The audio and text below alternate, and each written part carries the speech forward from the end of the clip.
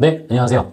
회화에서 헷갈리는 문법들을 쉽게 설명드리는 헷갈린 문법의 조쌤입니다.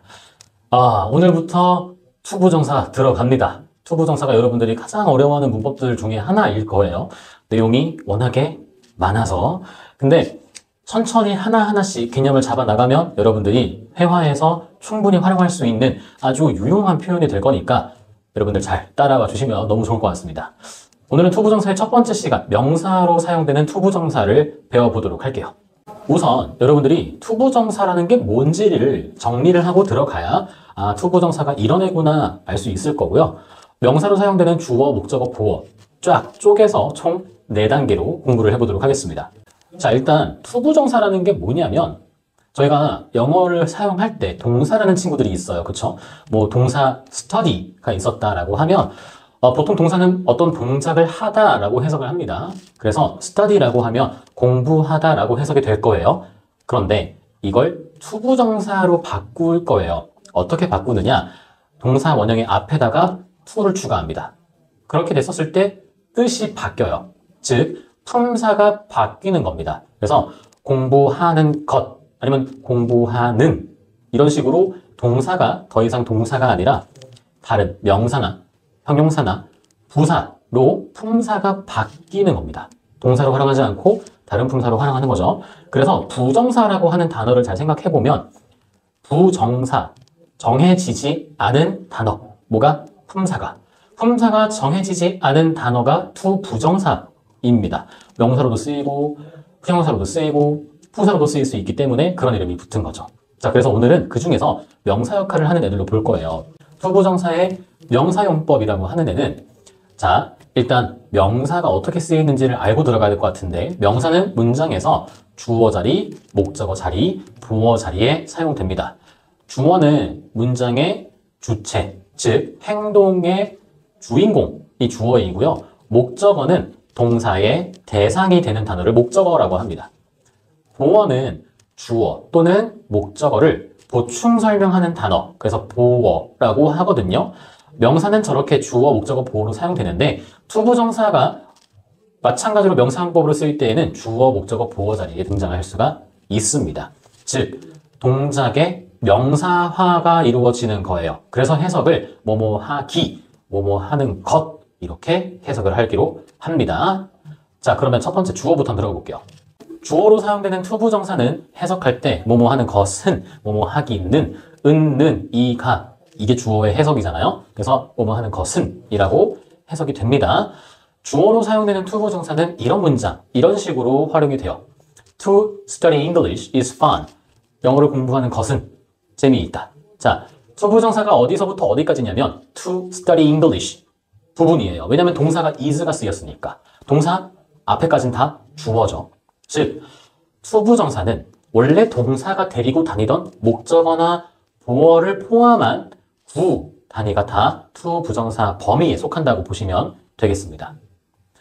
투부정사가 주어로 사용이 될 때에는 주어가 이상할 정도로 길어질 수 있어요. 왜냐면은 목적어랑 보어를 포함한 구 단어의 덩어리가 주어에 사용되니까.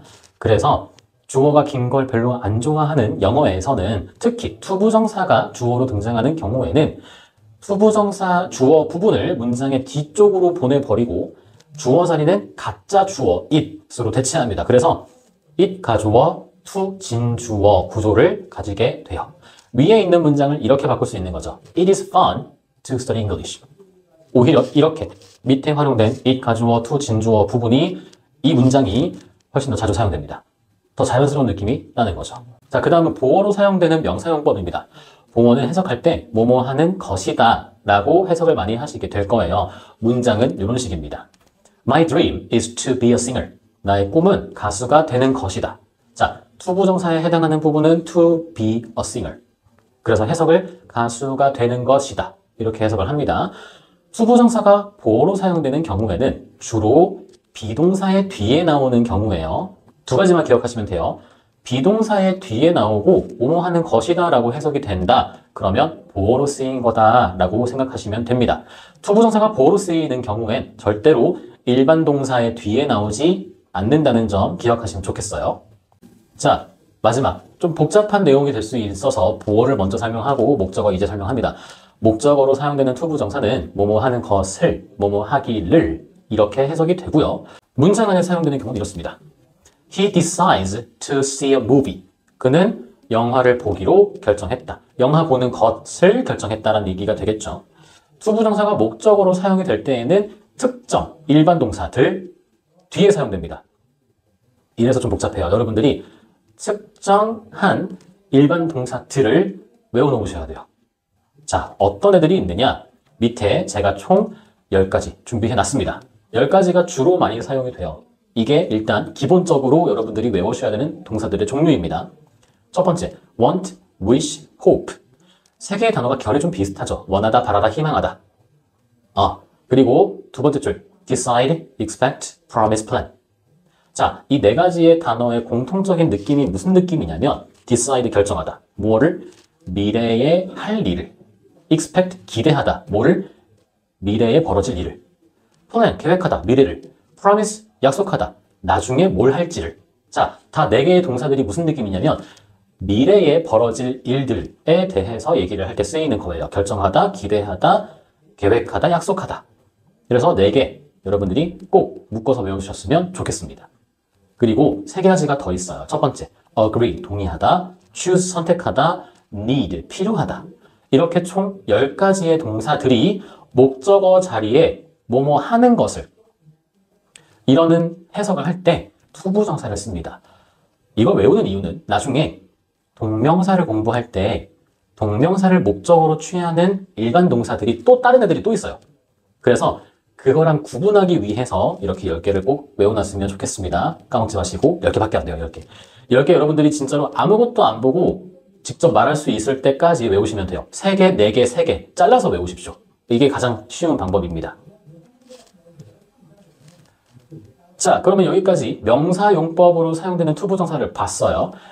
지금 하는 과정이 왕초보 혹은 초보분들 문법에 대해서 잘 기억이 안 나시는 분들을 위한 강의이다 보니까 간략하게 정리했습니다. 자, 그럼 이제 연습 문제를 풀어보면서 어떤 역할을 하는지를 맞춰보도록 할게요.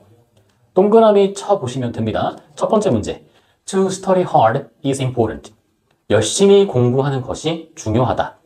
자, 해석을 여러분들이 해보셔도 되고요. 아니면은 그 투부정사가 어느 위치에 등장했는지를 보셔도 됩니다. 지금 문장의 맨 앞에 등장했어요.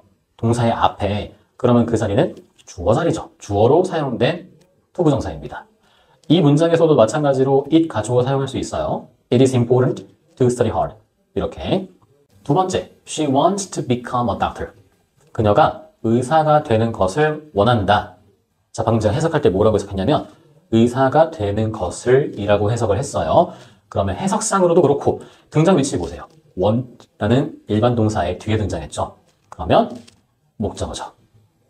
자, 그 다음 His dream is to travel the world. 그의 꿈은 전 세계를 여행하는 거다. 전 세계를 여행하는 것이다 라고 해석을 할까요? 그러면 이제 눈치채시겠죠. 비동사의 뒤에 등장했고 뭐뭐 하는 것이다 라고 해석이 됐으니까 보어로 쓰인 거죠. 마지막, It is hard to realize my ambition. 나의 야망을 실현시키는 것은 힘들다. 이렇게 해석이 됩니다. 가주어 it은 그것은 이라고 해석하시면 안 돼요. it은 뜻이 없습니다. 가짜예요. 껍데기예요. 진짜 주어는 뒤에 있는 to realize my ambition입니다. 답을 얘기했죠. 주어로 사용된 투부정사 to realize입니다. 자, 여러분. 문법적인 설명은 여기까지입니다. 뒤에 내용 정리할 건데 제가 바라는 건 그거예요. 여러분들이 회화를 할 때 쓸 수 있어야 되잖아요. 등장 위치를 기억하시고 어순을 기억하시는 게 중요합니다. 그리고 어떤 동작을 하는 것, 하기라는 건 여러분들이 투부정사를 활용하면 만드실 수 있어요. 지금 당장 하나만 연습을 해볼게요. 집에 가는 것은 항상 즐겁다. 자, 그러면 뭐라고 하면 좋을까요? To go home, 집에 가는 것, to go home is always happy. is always interesting? interesting은 좀 그렇고 행복하다라고 할까요? To go home is always happy. 자, 근데 여기에서 조금 바꿔볼게요. 좀 어색한 느낌이 있어요. It is always happy to go home. 이렇게 만들면 되겠죠. 왜? 투부정사가 주어로 쓰이면 조금 어색한 느낌이 있으니까. 간단하게 여러분들도 연습해 보실 수가 있어요. 여러분들이 하고 싶은 말이 생각이 나면은 특히 그걸 문장으로 바꿔보는 연습을 해보시면 좋습니다. 그럼 배운 내용을 한번 정리를 해보도록 할게요. 일단 투부정사는 to 플러스 동사 원형의 형태로 문장에서 명사, 형용사, 부사로 사용이 됩니다. 투부정사가 명사로 사용될 때는 주어 자리, 목적어 자리, 보어 자리에 등장할 수가 있어요. 주어는 해석할 때 는, 이가로 해석을 하니까 투부정사 주어는 뭐뭐 하는 것은 뭐뭐 하기는 문장의 맨 앞에 등장 또는 가주어 it, 진주어 to 구조로 사용이 되고요. 보어로 사용이 되는 투부정사는 뭐뭐 하는 것이다 라고 해석이 되고 등장하는 위치는 거의 정해져 있어요. 비동사의 뒤에. 목적으로 사용이 되는 투부정사는 특정 일반 동사 뒤에 나옵니다. 외워놓으셔야 돼요. 뭐뭐 하는 것을, 뭐뭐 하기는, 뭐뭐 하기를 이렇게 해석이 됩니다. 자, 여기까지 명사로 사용되는 투부정사 정리해 봤습니다. 다음엔 형용사로 넘어가 보도록 할게요. 투부정사의 형용사 용법에서도 중요한 내용들이 나오고 회화에서 쓸만한 팁들을 여러분들한테 드릴 수 있을 것 같아요. 여러분들 항상 말씀드리지만 회화는 반복 연습입니다. 그래서 오늘 배웠던 거 다시 한번 반복해 보시면 좋을 것 같아요. 망쳐보도 쉽게 배우는 해결문법 다음 시간에 더 알찬 강의 준비해 오겠습니다.